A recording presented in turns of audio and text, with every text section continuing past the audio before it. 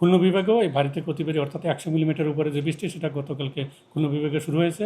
অর্থাৎ সারা দেশেই কিন্তু সেই ভারী থেকে অতি ভারী বর্ষণটা চলছে। এটা আরও 12 তারিখ পর্যন্ত অব্যাহত থাকতে পারে এবং 13 তারিখ থেকে দেশের উত্তর এবং পূর্ব অংশ থেকে বৃষ্টিপাত কিছুটা কমে যেতে পারে, বিশেষ করে চট্টগ্রাম বিভাগ, রংপুর, ময়মনসিংহ, সিলেট এই এই উত্তর এবং পূর্ব দিকের এই বিভাগগুলো থেকে 13 তারিখে বৃষ্টি কমে গিয়ে এবং 14 তারিখে সারা দেশেই বৃষ্টিপাতটা কমে যাওয়ার সম্ভাবনা রয়েছে।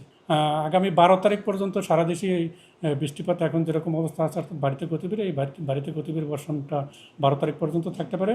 তবে 13 তারিখে কিছুটা উত্তর পূর্ব অঞ্চল থেকে কমে সেটা পশ্চিম বা মধ্য অঞ্চলে থাকতে পারে এবং 14 তারিখে গিয়ে সারা দেশেই বৃষ্টিপাতটা কমে আসতে পারে।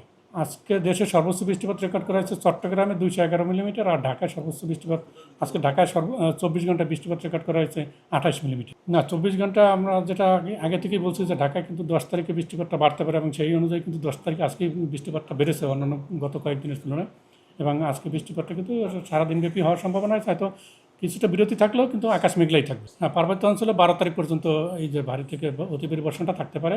এরপর 13 তারিখে চট্টগ্রাম বিভাগে বৃষ্টিপাত কমে যেতে পারে এবং খুলনা বা ঢাকা বিভাগে 14 তারিখে কমে যেতে পারে।